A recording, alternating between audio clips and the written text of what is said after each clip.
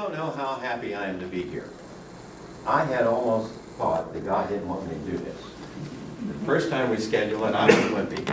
And the second time we scheduled it, we had ice. And so thank God everything went well this time.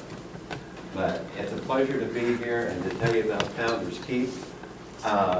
We happen to have both founders in the room. Bill and I founded it in 2012. But we incorporated in 2016 with the state, and then we got our 501c3 last year, 2017. Now, we didn't start off with a room full of folks. There was a little restaurant in Gardner, Kansas, and it holds about 40 people, I guess. And we started out with 5 folks. And we sat around a little table, and one of the books we were just starting to read was this, 5,000 Year Leap. And we were going to read others. We did read others. And then we come together, we met every couple of weeks, and to talk about what we read. And about a month, 2 months down the road, we noticed there was 12 people there. And then 2 or 3 more months down the road, we noticed there were 35 people there. And the night we talked about George Washington's farewell address, we had about 40 people there. Because there is such a thirst for this kind of information. And people want to know because they don't. Let me add, Yes. we had 40 people in that room, okay? But they weren't just sitting there reading and discussing. No, these people were passionately discussing, were arguing about, what do you mean by this? And how does that apply today?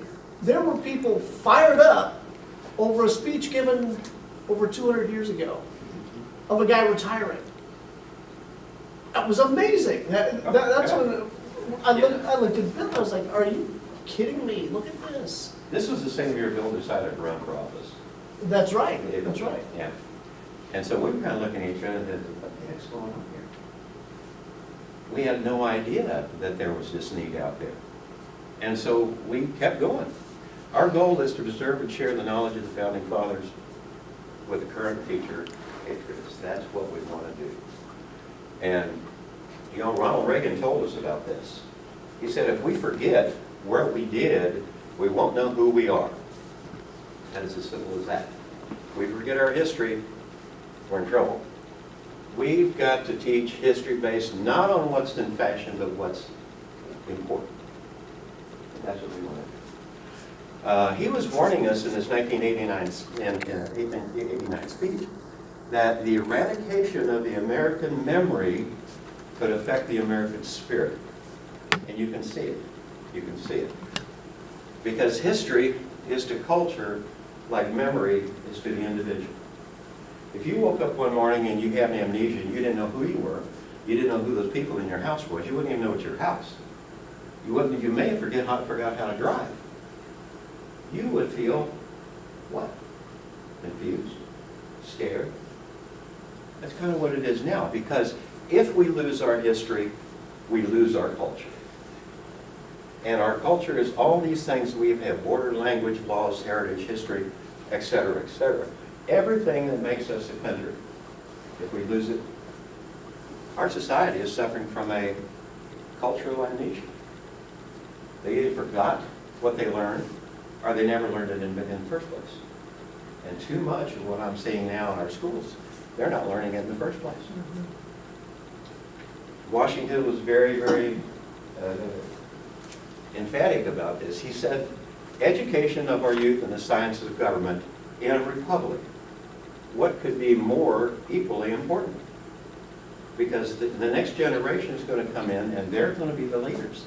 And if they don't know, then how are they going to do the right things? What we're looking for at Founders Keep is present-day patriots with a 1776 attitude. That's what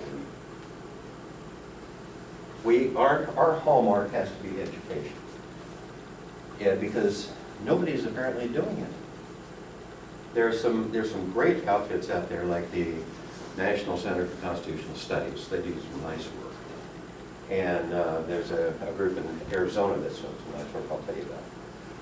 But we have to start by educating ourselves, and in the people around us. We must reach and teach the freedom formula that the founders left us, that they gave their life, their fortune, their sacred honor for. We have to keep that going. Understanding the original intent of the founding fathers and the principles of the Constitution and Declaration of Independence is a have-to. Is a have-to. And I'm saying they better learn the Declaration first. I'll tell you why. These documents are forever connected. They are not separate. We have to read them, we have to know them, we have to talk about them, we have to share them. And see, the Declaration, Constitution, Bill of Rights are based on the idea that all people have certain fundamental rights given by our Creator. And that the government's, the whole job of government is to protect those rights, that's it. When Federalist 45, Madison says that the powers granted to the federal government are few and defined. They are war, peace, negotiation, foreign commerce. Those are four things. All the rest of the powers are left to the states and to the people. And that is what we have to teach people. The rights are alluded to in the Declaration. They're implicit in the Constitution. And they are enumerated in the Bill of Rights. This is my favorite cartoon. This is a Ramirez. He does all kinds of political cartoons. And he did this one last year for Constitution Day. And it's Washington standing there, a little boy with his rifle. And he's saying, never forget, I did not grant you the freedom to you. Okay? Your freedom was given at birth by the Creator.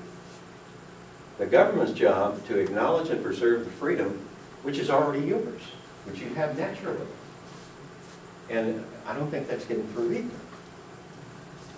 We have documents that are designed for self-governance based on natural rights and natural law. If you walk up to a person on the street and you say, you know, can you tell me a little bit about natural law? They'll go blank because it's not being taught. You see, today people don't know about all these things. All you got to do is pick out a word. And now, probably the people sitting in this room know 95% to 99% more than the general public because you're here, because it's important to you. But if we don't do something about this, we're going to be in big trouble. George says, sorry, Mr. President, government and history is not being taught anymore. They teach something like it, but it's not history. The vast majority of our society know little about the government or the way it's supposed to operate in our history. Most cannot identify the form of government, that we're a republic and not a democracy. There's a huge difference in that. 74% cannot name the three branches of government. That's just sad. And I'll show you a slide on that in a minute. 67% of adult Americans. Unfortunately, in that 74% are judges. Yes. Well, I think most of them are judges. But I'm not sure. They don't quite understand three branches of separate government either, it No. seems. They didn't cover that in law school. 67% of adult Americans cannot correctly identify the Bill of Rights. 69% of Americans think the First Amendment refers to separation of church and state. This is what I want to show you. I want to get it. Look what's happened since 2013. This survey has been going on every year for like 10 or 12 years. Annenberg does it, and they survey generally 2,500 people about. And 2013, only 38% could name the three branches of the government. That's bad enough. 2014, 36, 15, 31, 16, 30, 26. And the latest one, 2007, went to 24%. So it's not getting better. We're moving away from constitutional literacy. 18% of 8th graders, only 18%, were proficient in history. That's according to the NAEP, which is the National Analysis of Educational Progress. government organization that keeps track of these things. Only 23% of colleges, seniors, can identify James Madison as the father of the Constitution. 65% college students with the highest priced schools in the country, Yale, Harvard, and Northwestern, can't pass an American history exam. But 98% know who Snoop Dogg is. And 90% can correctly identify all the Kardashians.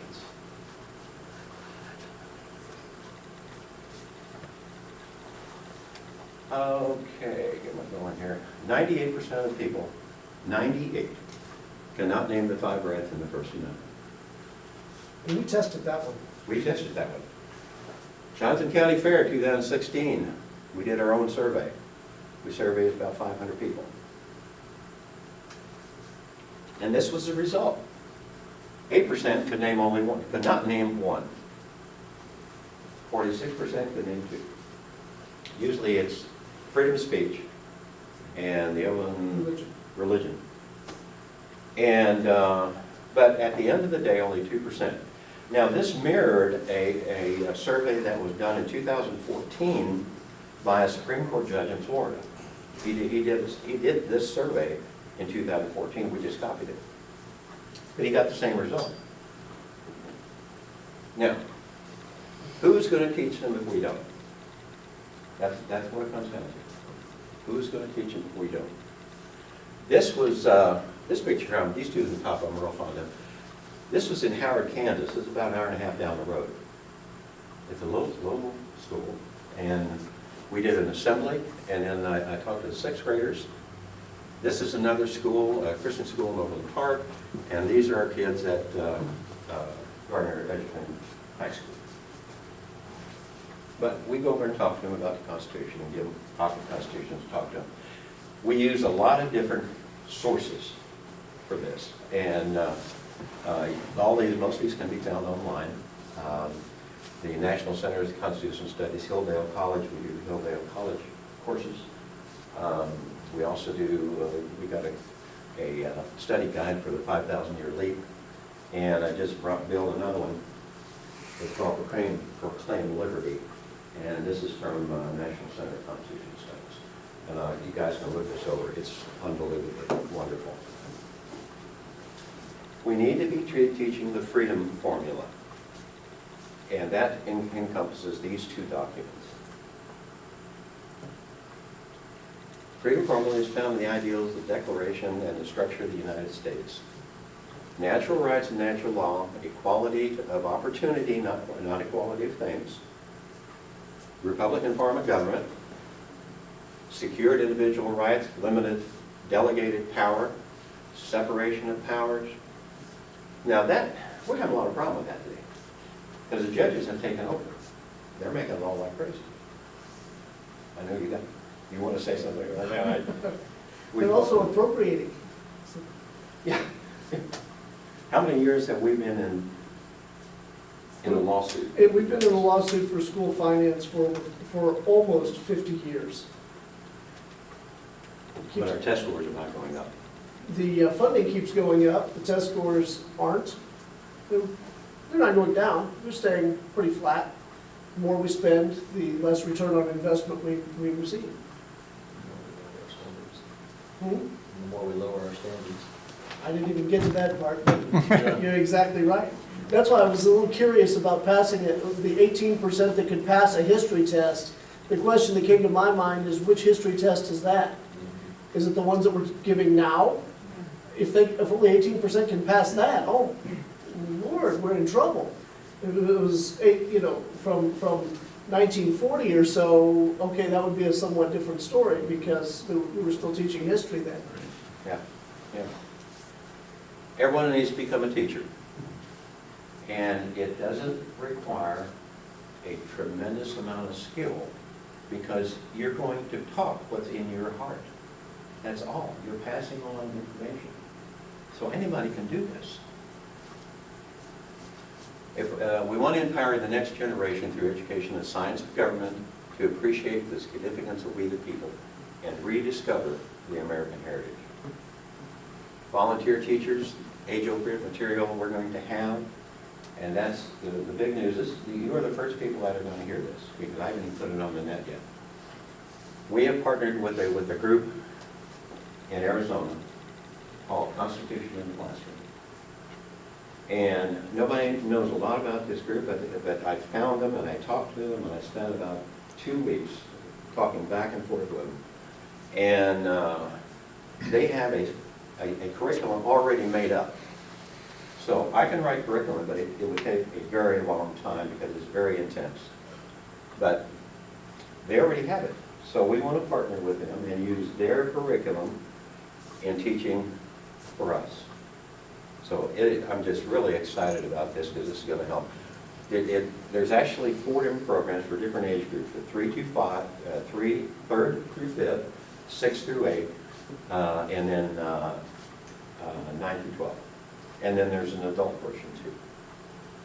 And they have some there's beginners, Constitution kids, 3rd through 5th, intermediate, constitutional defenders, 6 through 8, scholars are 9 through 12, and then we have individual celebration for like Constitution Day and worship and things like that. And then the adult study. And there is a learning curve, but it's not as steep as this. Like I said, the improvement of understanding has two ends. First, it is our own increase in knowledge, and secondly, it enables us to deliver the information. If you read all kinds of books, like I do now,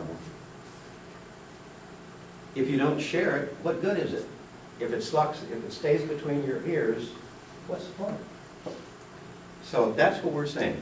Most of you already know this stuff. I'll show you this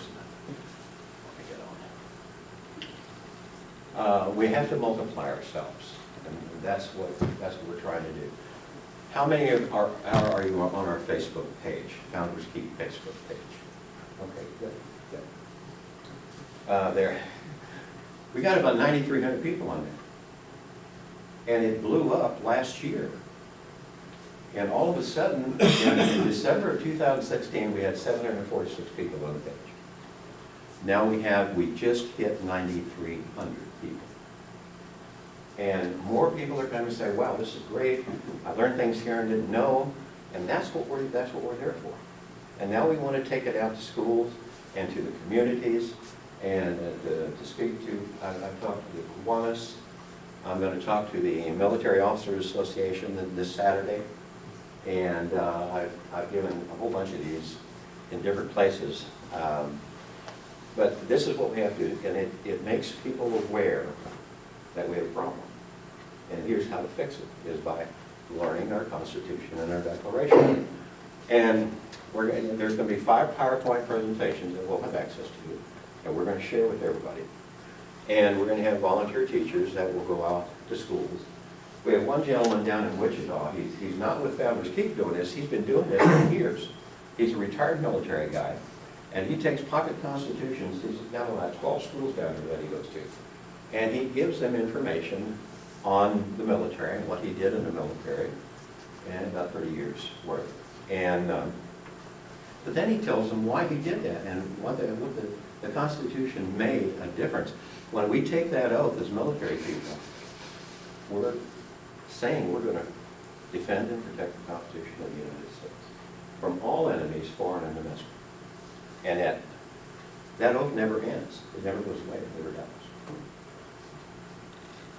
So we welcome anybody who'd like to be involved in this, because we're going to train our instructors, and everything will be outlined so that you just have to go in and open a book, and you can just follow it. And there are some books that you, if you haven't already, you should read. That will help you bone up on that. So we need teachers, because look what's happening in our country. Just ask yourself, what societal structures have been declining, or what structures have been under attack? And right away, the first one is God. God was taken out of schools in 1962. And if you go on the internet and you look when school shootings started, not much happened before 1960. Right now, our kids are not getting any moral basis of anything. Freedom. Freedom's under attack. The family's under attack. The government is supposed to support a family idea. And I think it does just the opposite. Freedom of speech.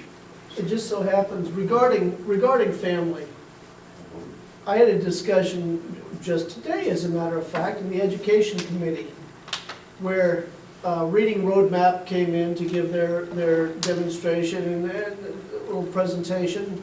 It's a good program. I'm not knocking the program at all. But the mindset of it disturbed me just a little bit. Because what they were saying, let me stand up, I have my back to you like that, it's rude. What they were saying is that they want to start kids early. Kindergarten's way too late. We want to start at 2 or 3 and start getting them acclimated to reading. And that's great. You know, kids need to be acclimated. That's phenomenal. But that's not the government's job. That's the parents' job.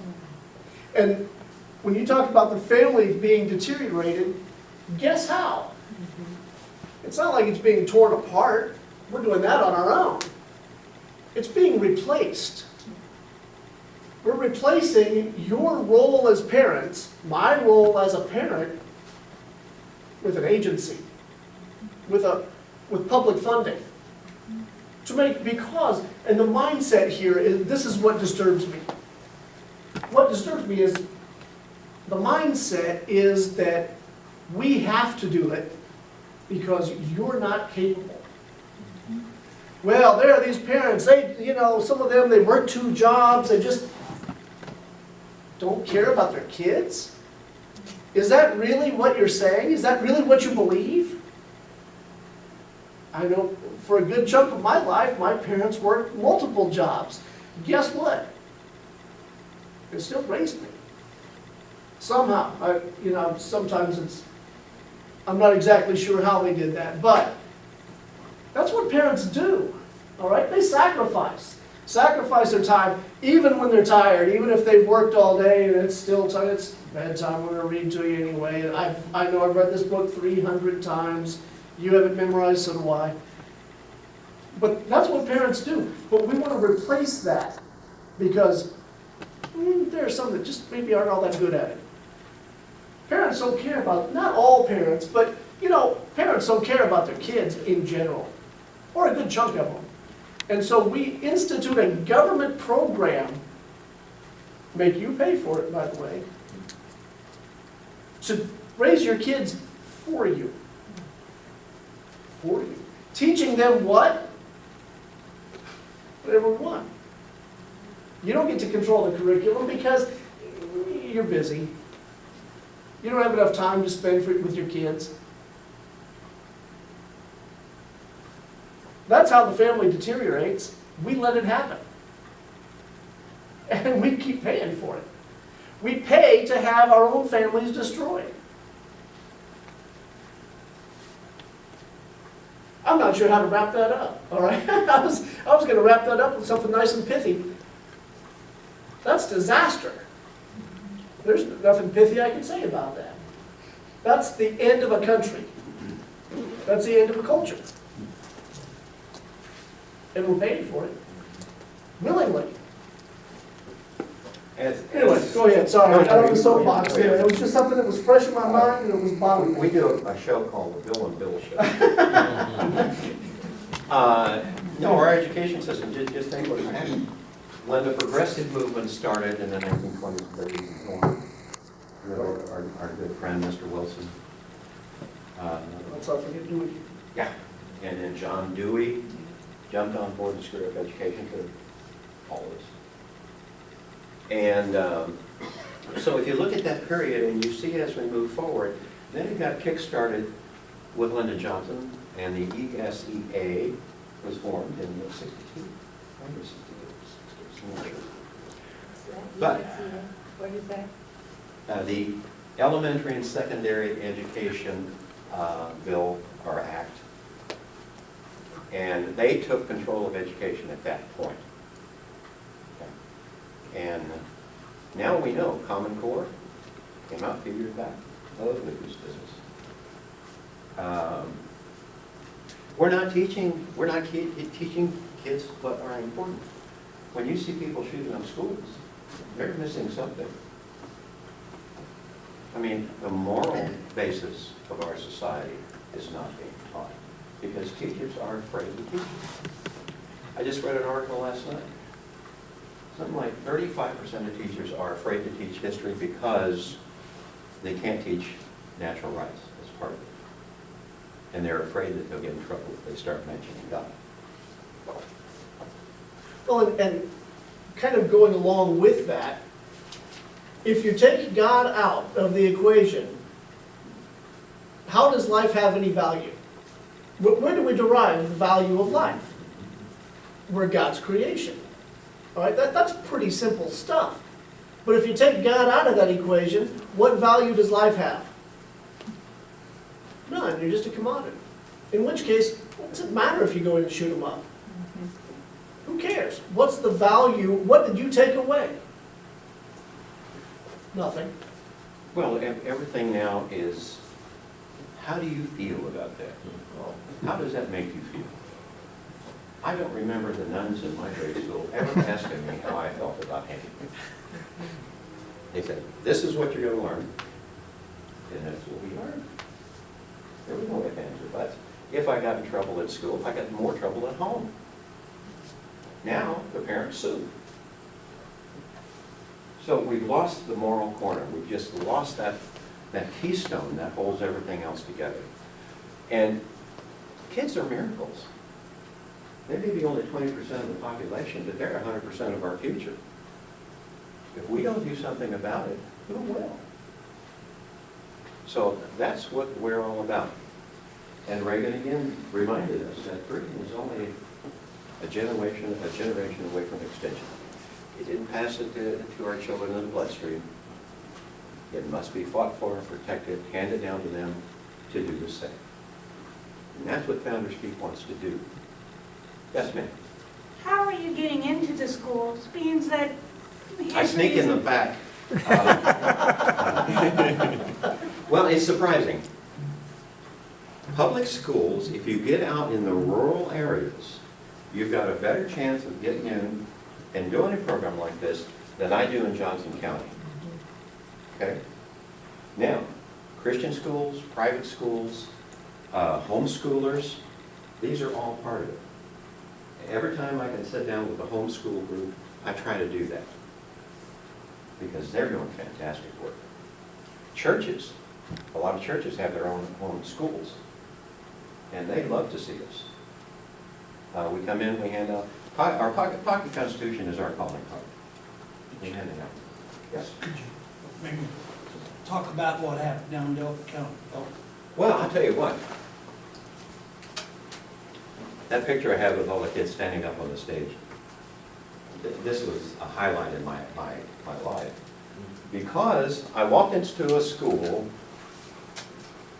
that their school colors are red, white, and blue. A patriot is their mascot, and their history teacher is named James Madison. And